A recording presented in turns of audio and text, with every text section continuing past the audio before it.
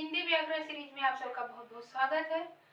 हम लोग पढ़ रहे हैं इस सीरीज में इस समय संधि को पिछले वीडियो में समाप्त किया है और बहुत अच्छे से जाना कि संधि क्या होता है। उसके पहले हम लोगों ने वर्ड को पढ़ा। अब उसी क्रम में बढ़ते हुए हम लोग आज एक नया चैप्टर शुरू करेंगे और नई चीज को जानेंगे। जैसे कि पहला जो हमने पढ़ा जब वर्ड, ये जो वर्ड होता है, ये वर्ड और संधि ये दोनों नींव होती है, हमारे व्याकरण की नींव होती है वर्ड और संधि। वर्ड में हमने जाना कि व्याकरण में किस प्रकार से वर्णों की उत्पत्ति हुई। तो जब वर्ड बन गया तो और इसको जोड़े किसके माध्यम से, संधि के माध्यम से हमने जोड़ देखा, वर्णों का जोड़ देखा। अब जब ये जुड़ गया है तो जुड़ने पे क्या बनता है, शब्द बनता है। वेरी गुड, शब्द बनता है। तो आज के वीडियो में हम लोग जानेंगे कि ये शब्द क्या है व्याकरण में और किस प्रकार से बनता है और कितने प्रकार के होते हैं शब्द हिंदी व्याकरण में। तो आइए जानते हैं कि शब्द क्या है। जो हिंदी में जो शब्द हैं, जैसे हम लोग बोलते हैं खाना वाना, खाना वाना, पानी वानी, रहना वहना, रहना वहना, गाना वाना, गाना वाना। ये सारे शब्द जो है हम दैनिक बोलचाल में लगभग प्रयोग ही करते रहते हैं। तो जैसे हमने गाना कहा तो समझ में आ गया कोई चीज गाया जाएगा, खाना कहा तो खाया जाएगा, और पानी कहा तो पिया जाएगा, और रहना कहा तो रहा जाएगा। इसका अर्थ हमें समझ में आता है। इसलिए ये जितने भी शब्द हैं ये कैसे शब्द हैं, सार्थक है, क्योंकि ये अर्थ के साथ हैं और हमें समझ में आता है। लेकिन जब हम वाना कहे, वाना, रखाना वाना, पानी वानी, रहना वहना, इसका कोई भी अर्थ नहीं है, लेकिन फिर भी हम बोलते हैं। तो जो अर्थ ही नहीं है तो इसको हमने शब्द दे दिया निरर्थक, कि ये जो शब्द है ये कैसे शब्द है, निरर्थक है, कोई अर्थ नहीं है। तो हमको इन शब्दों से कोई लेना देना नहीं है। जो शब्द सार्थक है इन्हीं को हमें व्याकरण के अंतर्गत जानना है कि कितने प्रकार के होते हैं। लेकिन बोलने में इन सारे वर्णों को हम लोग, शब्दों को हम लोग यूज कर लेते हैं, बोलते रहते हैं। तो ये निरर्थक शब्द है जो हम सब लोग लगभग बोलते हैं दैनिक दिनचर्या में। तो आइए जानते हैं कि सार्थक शब्द कितने प्रकार के होते हैं। जो ये शब्द है वो दो प्रकार के होते हैं, जो हम बोलते हैं वो दो प्रकार के होते हैं। ये सार्थक होता है यानी अर्थ के साथ, और एक होता है निरर्थक। तो इस निरर्थक शब्द को तो हमें कुछ लेना नहीं है, इस पे हमें कोई चर्चा व्याकरण में करना नहीं है, क्योंकि वो अर्थ ही नहीं है, उसमें कोई शब्द, कोई वजूद ही नहीं है इसका जिसपे हम कोई चर्चा व्याकरण में करेंगे। अब हम इन सार्थक शब्दों का ही चर्चा शब्द के अंतर्गत करेंगे कि शब्द क्या है। हमने वर्ड के बाद संधि जाना और संधि के बाद आज शब्द को जान रहे हैं कि किस प्रकार से हमारे व्याकरण में कौन कौन से शब्द पढ़े जाते हैं। पहला तो हम पढ़ेंगे उत्पत्ति के आधार पर। उत्पत्ति के आधार पर कहें या व्युत्पत्ति के आधार पर करें, उत्पत्ति के आधार पर,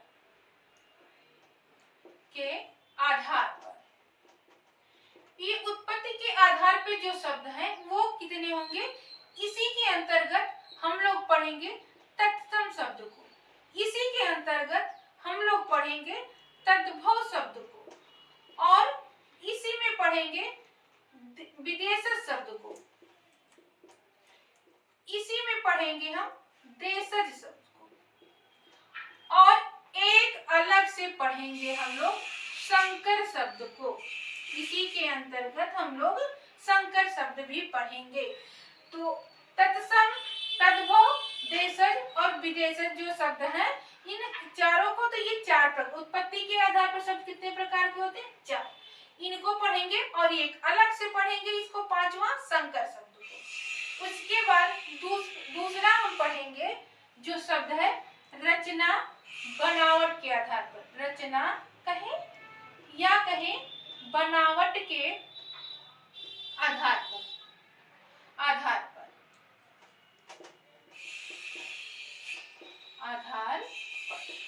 अब इसके अंतर्गत हम पढ़ेंगे ऋण शब्द को, ऋण शब्द पढ़ेंगे।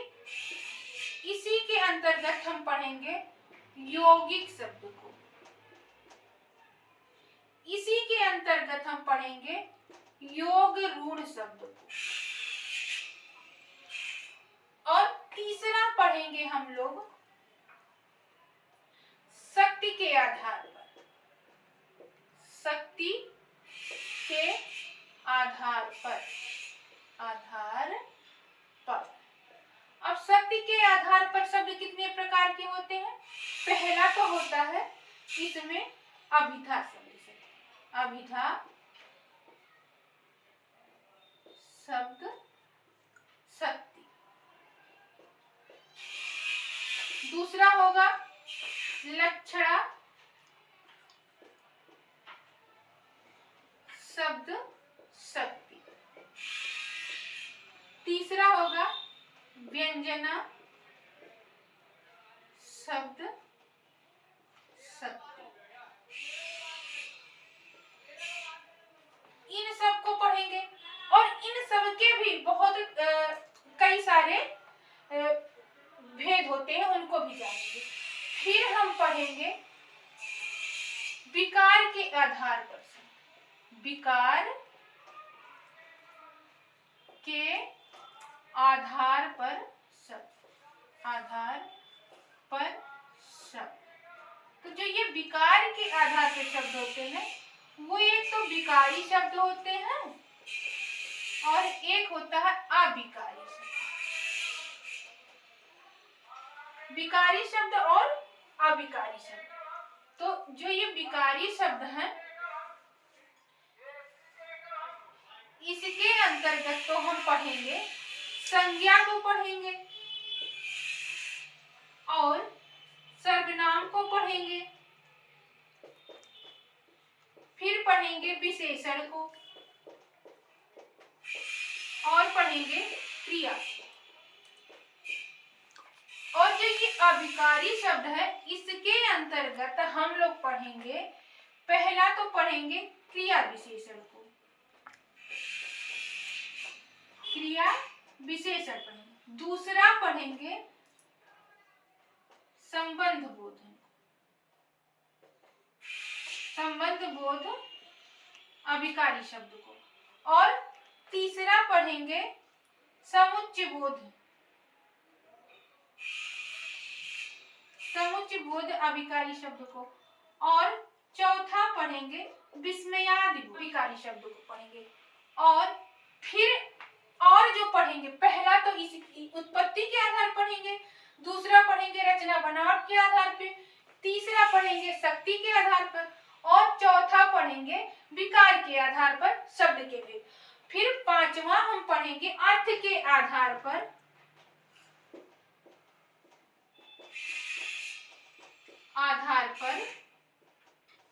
शब्द के भेद, शब्द के भेद। अब देखिए इसके अंतर्गत हम पढ़ेंगे समानार्थी शब्द, समानार्थी शब्द। फिर पढ़ेंगे एकार्थी शब्द, इसी के अंतर्गत हम पढ़ेंगे अनेकार्थी शब्द, अनेकार्थी शब्द। इसी के अंतर्गत हम पढ़ेंगे विपरार्थी शब्द,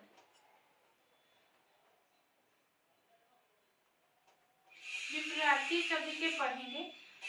और उसके बाद हम लोग इसी के अंतर्गत पढ़ेंगे जो शब्द निर्माण होता वो समास के माध्यम से भी होता है, वो उपसर्ग के माध्यम से भी होता है, वो प्रत्यय के माध्यम से भी होता है, जो शब्द का निर्माण होता है।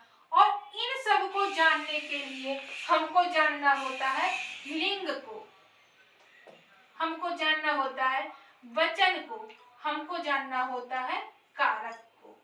अभी ये जो ग्राफ है ये संपूर्ण व्याकरण का ग्राफ है। इसमें से जहां जहां एक एक प्रश्न, एक एक बिंदु जो है, एक एक प्रश्न है जो प्रतियोगी परीक्षाओं में पूछे जाते हैं, और इन सभी बिंदुओं को हम लोग टॉपिक वाइज एक एक करके विस्तृत रूप से अच्छे से पढ़ेंगे। देखिए पहला प्रश्न यहाँ बन जाएगा कि जो शब्द है उत्पत्ति के आधार पर कितने प्रकार के होते हैं, तो 4 प्रकार के होते हैं, तत्सम, तद्भव, देशज, विदेशज। और 3 देकर एक संकर शब्द दे दिया, कोई और दे दिया, पूछ लिया कौन सा उत्पत्ति के आधार पर शब्द नहीं है, तो यहाँ भी आपका प्रश्न बन जाएगा कि कौन सा शब्द उत्पत्ति के आधार पर नहीं है। तो पहला तो प्रश्न आपका यहाँ बन जाएगा। दूसरा प्रश्न पूछेगा रचना या बनावट, या पूछ ले बनावट के आधार पर, या पूछ ले रचना के आधार पर, या दोनों देकर पूछ ले कि आधार पर शब्द के कितने भेद होते हैं, तो 3 होते हैं, रूढ़ शब्द, यौगिक शब्द और योग रूढ़ शब्द। ऐसे भी पूछ सकता है ये तीनों देकर कोई एक विशेषण दे दे या कुछ और देकर पूछ ले कि रचना के आधार पर कौन सा शब्द नहीं है, तो यहाँ भी आपका प्रश्न एक बन जाता है। और तीसरी है शक्ति के आधार पर शब्द। शक्ति के आधार पर जो शब्द है वो 3 प्रकार के होते हैं। कितने प्रकार के होते हैं? 3। पहले तो यही प्रश्न बन जाएगा कि प्रकार कितने होते हैं, फिर नाम देकर पूछ लेगा तो अभिधा शब्द शक्ति, लक्षणा शब्द शक्ति, व्यंजना शब्द शक्ति, तो ये 3 प्रकार होते हैं। इनके भी कई प्रकार होते हैं। इन सारे चीजों को हम लोग एक एक करके जानेंगे। फिर पूछ लेगा विकार के आधार पर शब्द कितने प्रकार के होते हैं, तो 2 प्रकार, मुख्य रूप से 2 प्रकार के होते हैं। अच्छा, ये विकार क्या है? यानी परिवर्तन। विकार का अर्थ होता है परिवर्तन। तो किस प्रकार का परिवर्तन, कैसा परिवर्तन? तो जिन वर्णों पर, जिन शब्दों पर लिंग का, वचन का और कारक का कोई भी प्रभाव ना पड़े, तो वो कौन सा अविकारी हो, यानी कोई प्रभाव नहीं पड़ रहा है, यानी बदल नहीं रहा है, परिवर्तन नहीं हो रहा, वो अविकारी है, और जिन पर पड़े वो विकारी शब्द हो। तो इन सब को जानने के लिए हमें इन तीनों को जानना होता है। और पहले तो पूछेगा विकार के आधार पर शब्द कितने प्रकार के होते हैं, तो 2। फिर प्रश्न बना कि विकारी शब्द कितने प्रकार के होते हैं, तो 4, संज्ञा, सर्वनाम, विशेषण और क्रिया। और इन सब के भी कई सारे भेद होते हैं जिन्हें हम एक एक करके एक एक टॉपिक में टॉपिक वाइज जानेंगे। फिर दूसरा प्रश्न बना लिया कि अविकारी शब्द कितने प्रकार के होते हैं, तो पहला तो 4 प्रकार के होते हैं। कौन कौन से? क्रिया विशेषण, संबंध बोधक, समुच्चय बोधक और विस्मयादि बोधक। और फिर इनके भी बहुत सारे भेद होते हैं, या इन चारों में से देकर कोई हटा दिया, या कोई एक देकर 3-4 अलग से दे दिया कौन सा अविकारी शब्द है, तो इसके भी कई रूप होते हैं। हम उन सारी चीजों को जानेंगे। फिर जो है शब्द जो है वो समास से भी बनता है, इसलिए हम समास पढ़ेंगे, उपसर्ग पढ़ेंगे, प्रत्यय पढ़ेंगे, सबको खूब अच्छे में और डिटेल से पढ़ेंगे। फिर हम पढ़ेंगे कि अर्थ के आधार पर शब्द के कितने भेद होते हैं, तो 4 भेद होते हैं। कौन कौन सा? समानार्थी। समानार्थी का अर्थ होता है जो हम पर्यायवाची शब्द कहते हैं, पर्यायवाची शब्द कहते हैं, यानी एक शब्द के कई अर्थ होते हैं। और एकार्थी शब्द होते हैं कि जो कोई एक शब्द दे दिया गया तो एक ही शब्द के लिए रूढ़ हो जाता, किसी अन्य जगह वो प्रयोग नहीं होता है। और अनेकार्थी होगा कि एक शब्द के कई सारे अर्थ निकल रहे हो, वो अनेकार्थी शब्द होगा। विपरार्थी का अर्थ होता है विलोम शब्द, जिसे हम कहते हैं उल्टा, जो उल्टा शब्द यानी विलोम शब्द जो हम पढ़ते हैं उसे विपरार्थी शब्द कहते हैं। और एक श्रुति सम भिन्नार्थी शब्द भी हम पढ़ते हैं, इन्हीं के अंतर्गत। तो इन सारे चीज यहाँ से भी आपके लगभग 15-20 प्रश्न तो ऐसे सीधे सीधे बन जाते हैं जिसमें पूछ लेगा। उसके अंदर अगर पूछना चाहेगा तो संज्ञा के कितने प्रकार हैं, सर्वनाम के कितने प्रकार हैं, विशेषण के कितने भेद हैं, क्रिया कितने प्रकार से प्रयोग होता है, ऐसे भी शब्द पूछ लेता है। और जो है प्रश्न कई तरीके से बना देता है। तो हम लोग जो नेक्स्ट वीडियो होगा उसमें टॉपिक वाइज एक एक करके अच्छे से जानेंगे। इतने सारी चीजों को आप लोग बना लीजिए अपने कॉपी में और अच्छे से पढ़िए। तो नेक्स्ट वीडियो में